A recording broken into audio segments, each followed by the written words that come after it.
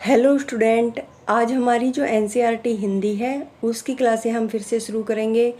पीछे मैंने NCERT Hindi stage भाग 1 के 5 पाठ करवा दिए थे। आज हमारा छठा पाठ होगा। ये क्लासें एचटेट और केवीएस दोनों के लिए महत्वपूर्ण होने वाली है।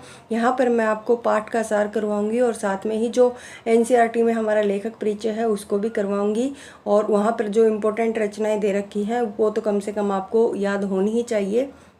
दूसरा हमारा पाठ है और उसका लेखक, और उसके साथ साथ उसकी विधा हमें अच्छे से याद होनी चाहिए।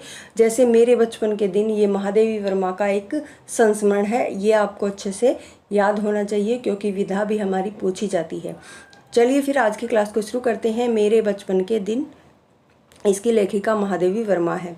इनका जन्म है वो 1907 में उत्तर प्रदेश के फर्रुखाबाद शहर आएगा, ये दूसरा शहर आएगा, इसमें शहर में हुआ था। और इनकी शिक्षा दीक्षा प्रयाग में हुई थी। ये एक सुप्रसिद्ध साहित्यकार हैं जिन्होंने साहित्य के गद्य एवं पद्य दोनों विधाओं में अद्वितीय सफलता प्राप्त की है। प्रयाग महिला विद्यापीठ की में प्राचार्य के पद पर रहते हुए लड़कियों की शिक्षा के लिए काफ़ी प्रयत्न किए। किसने? महादेवी वर्मा ने। और 1987 में इनका देहांत हो जाता है। इनकी रचनाएं हैं, मोस्ट इम्पोर्टेंट है निहार रश्मि निर्जा यामा दीपशिखा। ये इनके काव्य संग्रह हैं, निहार रश्मि निर्जा यामा दीपशिखा। गद्य रचनाएं अतीत के चलचित्र, स्मृति की रेखाएं, पथ के साथी, श्रृंखला की कड़ियाँ मोस्ट इम्पोर्टेंट है इनकी रचनाएं। अच्छे से ये आपको याद होनी चाहिए।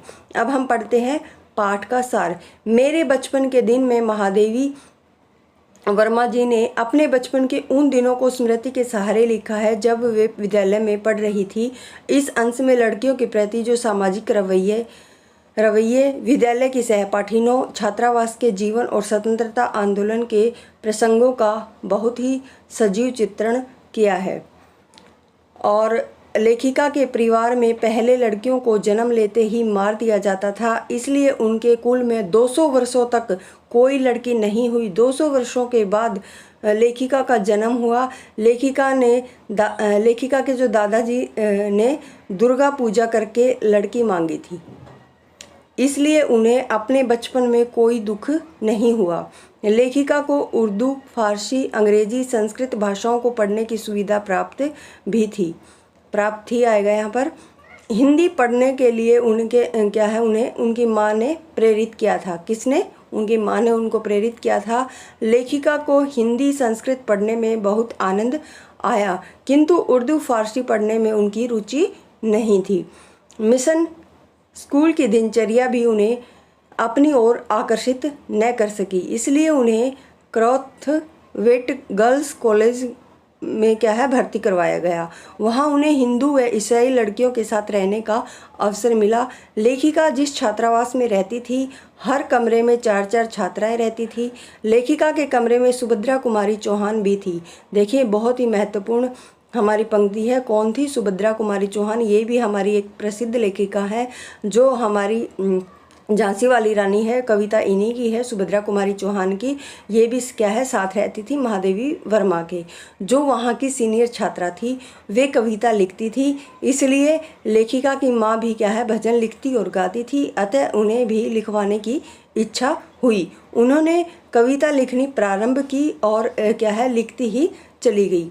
एक दिन महादेवी वर्मा के द्वारा छिप कर कविता लिखने की भनक सुभद्रा कुमारी चौहान के कानों में पड़ी और उन्होंने लेखिका की कॉपियों में से कविता ढूंढकर उनके विषय के सारे छात्रावास को इसके विषय में सारे छात्रावास को बता दिया। उस दिन से उन दोनों में गहरी मित्रता हो गई। फिर दोनों ही खेल के समय साथ ही बैठकर कविताएं लिखने लगी। उनकी तुकबंदी कर लिखी गई कविता स्त्री दर्पण नामक पत्रिका में प्रकाशित हुई। कौन सी पत्रिका? स्त्री दर्पण।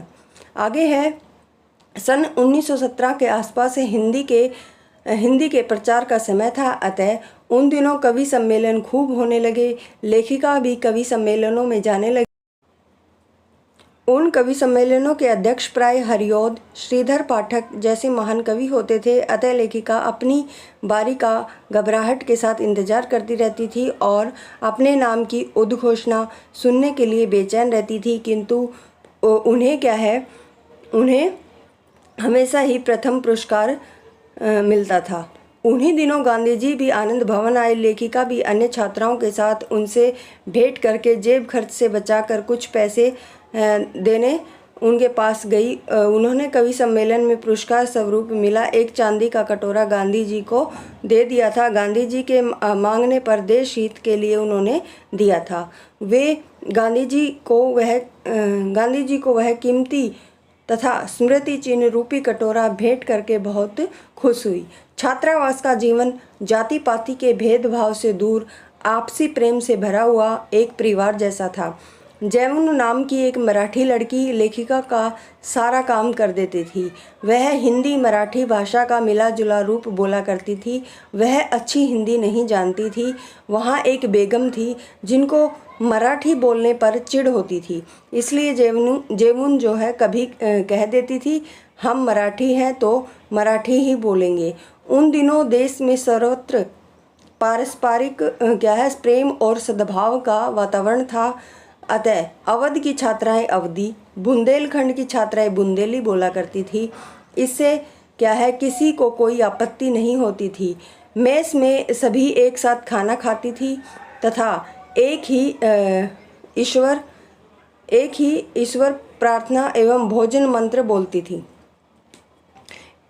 इसमें कोई झगड़ा नहीं होता था। लेखिका का परिवार जहाँ रहता था वहाँ एक जवारा की बेगम साहिबा का परिवार भी रहता था।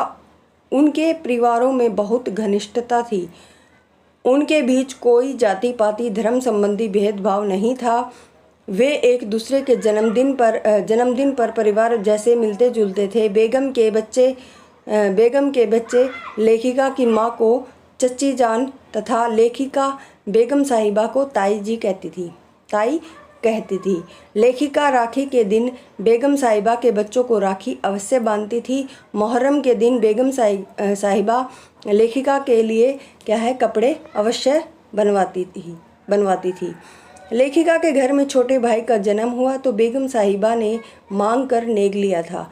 उनका नाम मनमोहन भी उन्हीं ने रखा था। किसने? बेगम साहिबा ने। और वह मनमोहन वर्मा पढ़ लिख कर प्रोफेसर बने और बाद में जम्मू विश्वविद्यालय और गोरखपुर विश्वविद्यालय के उप कुलपति भी बने। तो ये था पाठ हमारा मेरे बचपन के दिन। इसी तरह से हम अगली जो एनसीईआरटी का पाठ है उसको करेंगे, इसलिए आप इन क्लासों से जुड़कर अपनी तैयारी को कर सकते हैं। धन्यवाद।